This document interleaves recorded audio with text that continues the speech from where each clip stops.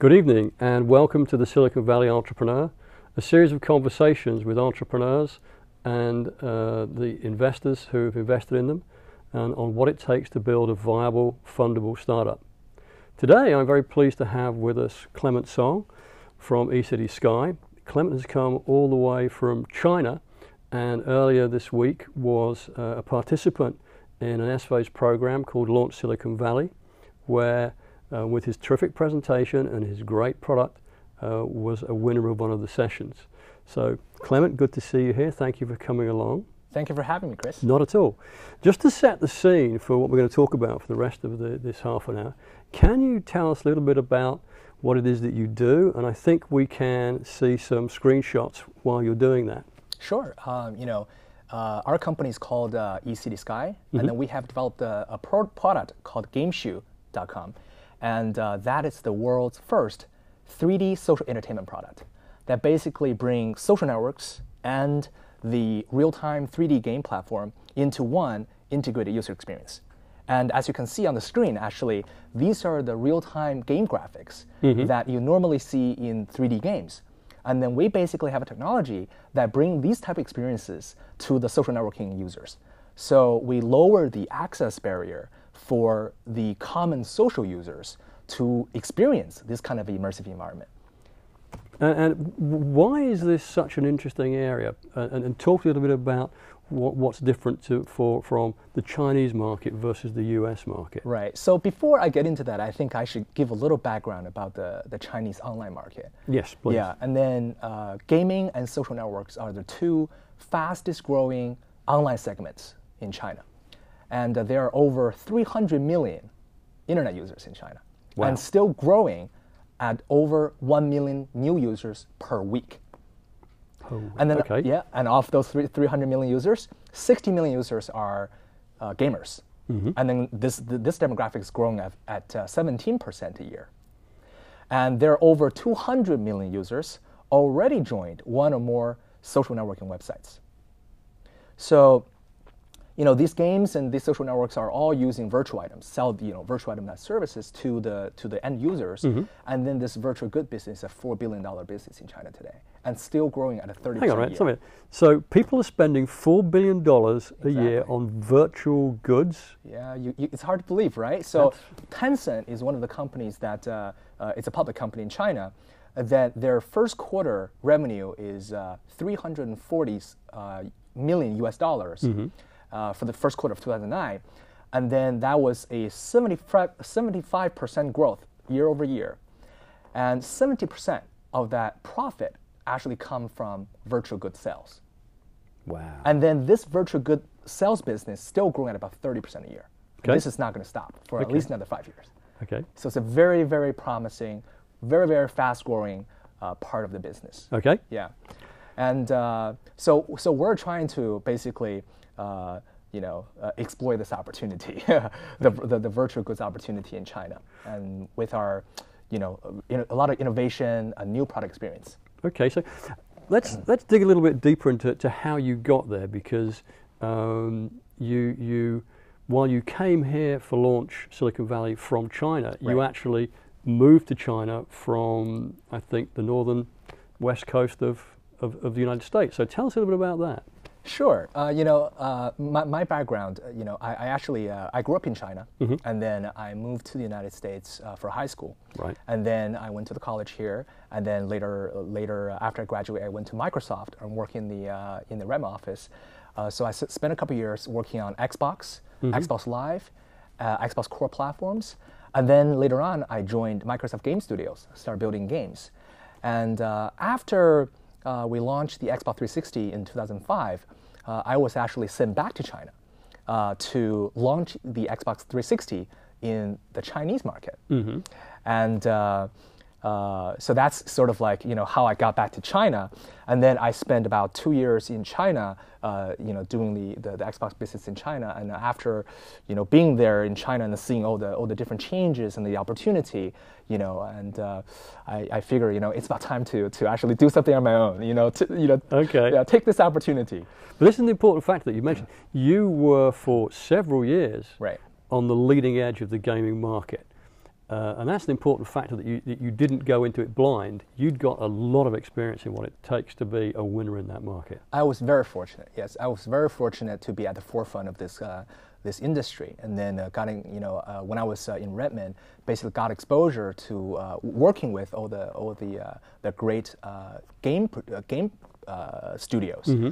And then when I got sent back to China, Microsoft is a very, very very reputable company in China, and I got the exposure to everybody in that industry chain.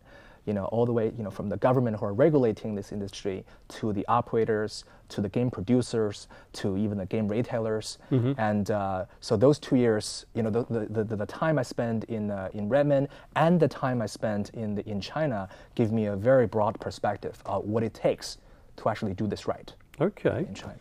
So there's a big difference between being somebody even at a fairly senior level in a big corporation like Right. Microsoft and having all the resources to go and do whatever you want there, Yes. versus stepping outside Yes. and starting your own company. Absolutely. So what were the steps that you took to enable you to make that transition? Tell you, Chris, it's actually not easy. It's really for all entrepreneurs, it's very difficult at the very beginning. And then I was already very fortunate because during my time in Microsoft, I already gained a lot of trust from some of the people who have some resources. So when I left Microsoft, some of my coworkers and even my former boss invested in the company when I left to do the startup. That's impressive. And also because of the background, I was able to successfully get early on get angel funding. But even that, for the past 2 years, it's been a lot of bootstrapping, and I put a lot of my money into this company, mm-hmm. and then wasn't getting paid for almost a year and a half until I couldn't hold it anymore, and then start getting really just enough money to buy food. Okay. Yeah, seriously, till now.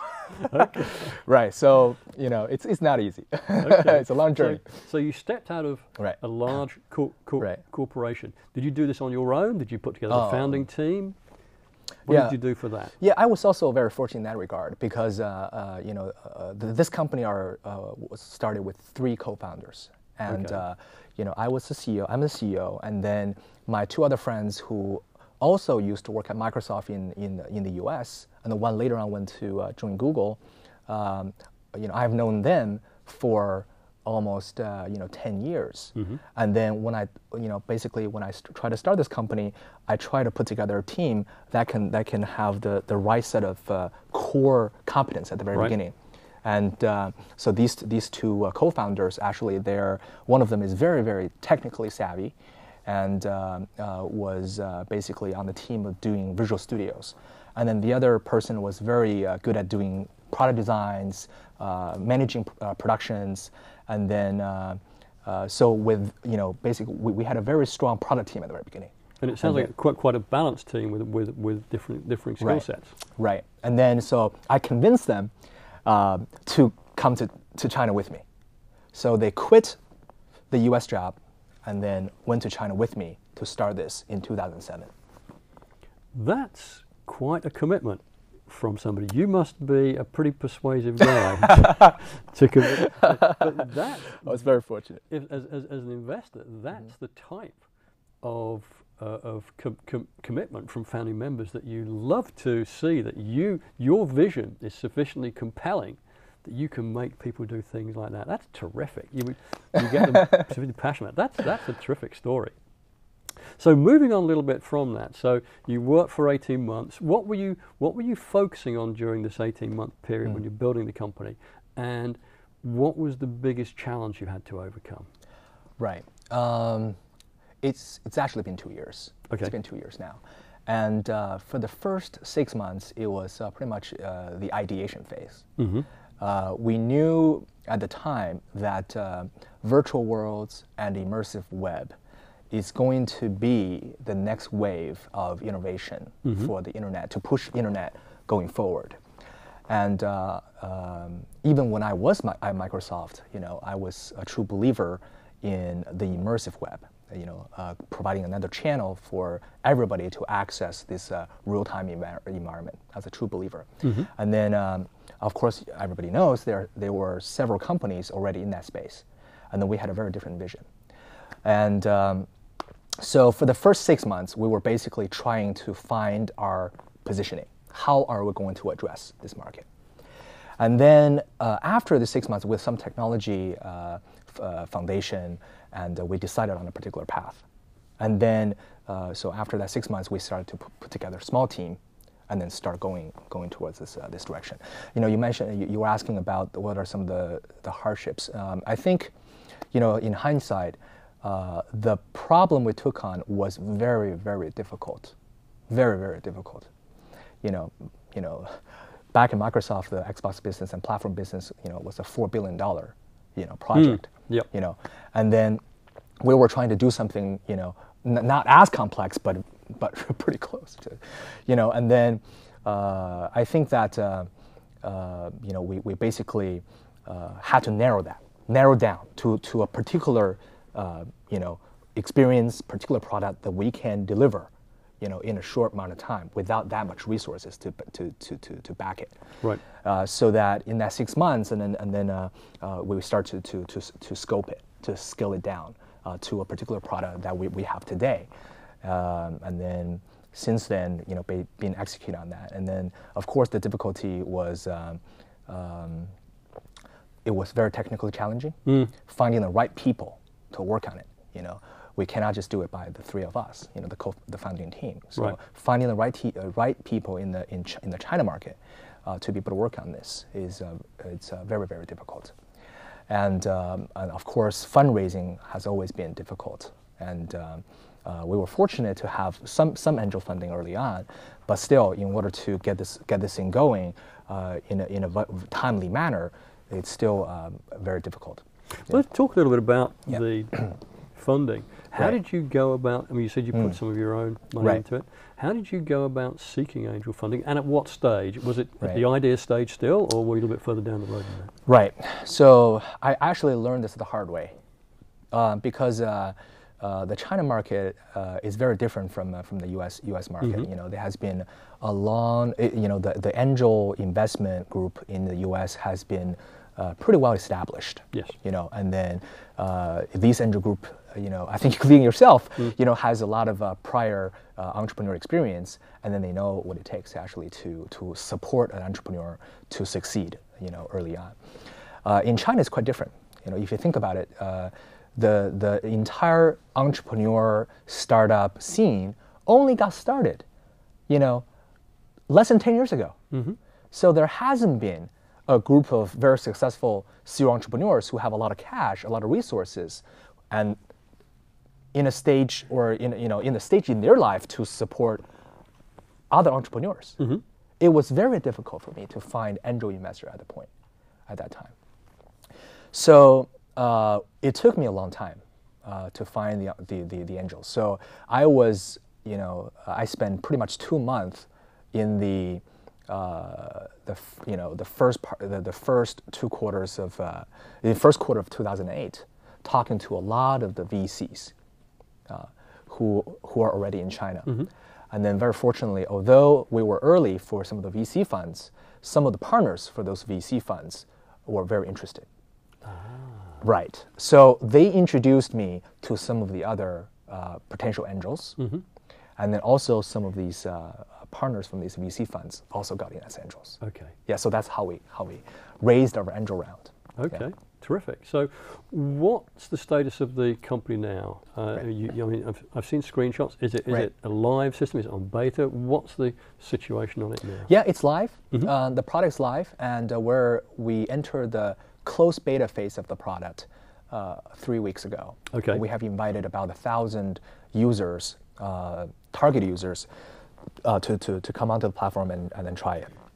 So now we are basically trying to launch into the open beta phase in the first quarter of this year. Okay, so it just so happened to coincide very nicely with Launch Silicon Valley that you were at this phase. How did you hear about Launch Silicon Valley over in China? Yeah, it'll be a very funny story because I follow Guy Kawasaki's blog, and then he just I think a couple months ago just mentioned about this Launch SV event in his blog.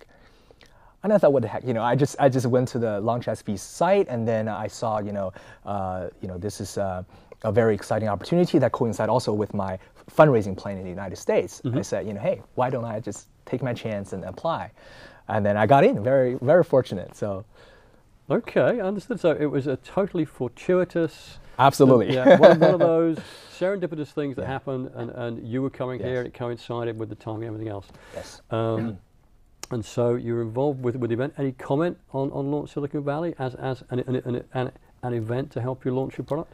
Oh, it's absolutely wonderful. I think for me, it's my first time. My involvement with the I was in Seattle for a few years, and then I have some friends in the Valley, but I have never actually talked to the VCs or a lot of entrepreneurs in the Valley. So Launch SV gave me a really great platform to network with all these people. Although it's just been a short 2 days with that mixer and then later the launch event, I got to know a lot more interesting people. And then after that event, especially after I won the the award, a lot of the potential angels and some of the VCs came to talk to me, and I just thought that's fantastic. I couldn't have done that without actually being part of this Launch SV event. Terrific. Well, that's what it's aimed to be doing. Right. That's thank the you. purpose. Hey, not at all. Right. Not at all. So let's circle back a little bit and entrepreneurs in Silicon Valley have a lot of resources. They have opportunities because there's been this 40-year, 50-year history of entrepreneurship in Silicon Valley. And there are hundreds of VCs, there's hundreds of successful entrepreneurs and organizations like SVAs they can call on. What's the situation like in China for entrepreneurs looking to do something similar? I can only speak, from my personal experience. I think that early stage investment in China is not as advanced as in the United States. There are more VCs that are looking to companies that have already gotten tractions, revenue, like either user tractions or revenue before they're willing to invest, right? And then, as for entrepreneurs, the time when they needed the help most is actually pre-revenue, pre-user. They need people who share the same vision to help them make their vision succeed, right?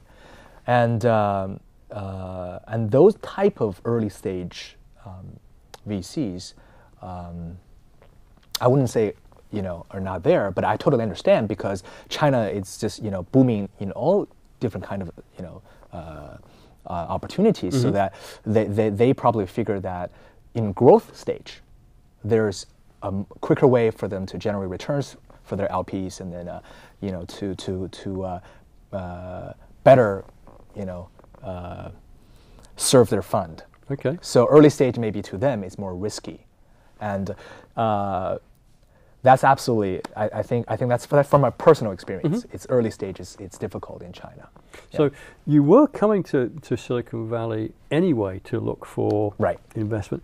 Why Silicon Valley? Because most investors will only invest in a business that's 45 minutes drive from them. So why come to Silicon Valley? Okay. To tell the truth, I'm fully prepared because I think a lot of the VCs, like you said, only invest in companies in the U.S. because they don't understand the China market. Those who wanted to invest in China have already had their China office. A lot of them have already had their China office. I'm here to learn. So I think a lot of the VCs here, especially some of the partners here, being involved in some of the really, really innovative companies in the same space have a lot of experience that I can learn from. Okay. So I just want to get engaged in those conversations and then share what I have learned from the China market and learn from their experience as well. Maybe during this process, I can find some of the people who also share the same vision, and then who wanted to tap into the China market, and that would be fantastic. If not, we basically want to just treat this as I want to treat this as a sharing experience. Okay, that's a great attitude to have. Right. And with the obvious passion and enthusiasm that you have for it, right. something may well come of it. But let's talk a little bit more back about the product itself, the game itself. Right. What do you think sets it apart from the general trend of other games, other social networking opportunities that are out there? Right. I think we're the first company to actually bring the real-time 3D gaming platform and the 2D social network together. There are other approaches in the virtual world space. Mm-hmm. And I think we have a different vision. Other companies have envisioned this immersive web or this virtual world being one contained environment, one contained world, and everything happening in that environment, everything happening in that world. I think that or GameShoe believes that immersive web is going to be a network of small and large, private and public, group or isolated virtual spaces developed by users themselves or partners or advertisers or developers for all kinds of different purposes. Mm-hmm. And then tightly integrated into today's web so that we can drive the mass audience into the virtual environment. And I like to refer to how Netscape and then browser, by lowering the access bar for mm-hmm. a user to access information, got the mass audience onto the internet. We believe that we have the opportunity, by lowering the access bar for people to enter into the real-time environment, to drive the mass audience into the immersive web. And then once, we believe that the social and the gaming content are going to be the initial content to drive users to this immersive web. But once they're on it, there are more types of services, applications that can be delivered through this new channel. Okay, and are there different outlooks, different cultural twists between China and, let's say, the States that make this type of game, this type of social networking more attractive in one country than the other, or one particular region than the other? Right. The reason we actually started in China and currently is focused in China is because the China market is more, it's easier for us to get into. Mm-hmm. For the reason that sometimes it's not very obvious to people outside of the United States, outside of China. Although there are 300 million users, but 70% of that user are under 30 years of age, mm-hmm. and the average is 25. Right. And comparing to the States, guess what's the average age in the States? 45 years old. So this user base is very young, very entertainment driven. People know about the single child policy in China, so a lot of these kids or these young people, they have this need for community, mm-hmm. self-expression, mm-hmm. social, entertainment, and that, in fact, these are the reasons they use internet today. Social, people know the success of the major game company. Mm-hmm. There are actually 10 public game companies in China. Mm-hmm. So, but social is actually the number one reason why Chinese people play games. Is that right? Yeah, so we feel like, there's not another environment, another market that is more suitable for what we're trying to deliver. Okay. And, just again, digging that little bit deeper into this, where do you see this developing as far as GameShoe right. is concerned? And maybe perhaps the overall market? You mean like in terms of the from where your platform is now? Okay. the features that it has now, where do you see, how do you see that developing over time in the next several years? Got it. Okay. So right now we are, we have the platform basically ready. And then we are going to be our own team are going to be developing social games on it. Okay. And then these social games are 3D social games and Flash-based social games that can be embedded into the 3D environment. Oh, okay. And at the same time, we are actually working on the platform. So we'd like to open up the platform for the third parties to be able to innovate, and then develop interesting and more innovative services, applications on this platform. So, I was very impressed by how Apple, the iPhone App Store, really empowered and reward the app developers for bringing these innovative applications to the iPhone community. We want to do the same to allow the developers to develop interesting apps for our game show platform. Okay. And offering, really the real-time services that couldn't be done on today's web. Okay, we're getting short on time, unfortunately. There's a lot more I could ask you about, because this is a very, very interesting area. Is there one last brief comment you could make for entrepreneurs, either here or in China, that you think would be useful to them? I think, everybody say the same thing, but now after going through this entrepreneurship for 2 years, I really deeply believe it. I know that's the case. It's in order to succeed, most people quit like when they're about 90% there.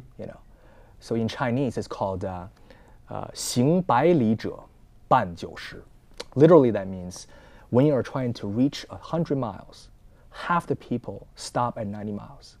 So you just have to stay up there, have the perseverance to conquer that last 10 miles. And then you'll get there. Okay. Thank you very much, Clement. Unfortunately, I'm getting the wrap-up sign, so we have to wrap this one up. And it's been a great pleasure to have you here. So thank you. And good evening from the Silicon Valley Entrepreneur. And we look forward to seeing you again next month. Thank you.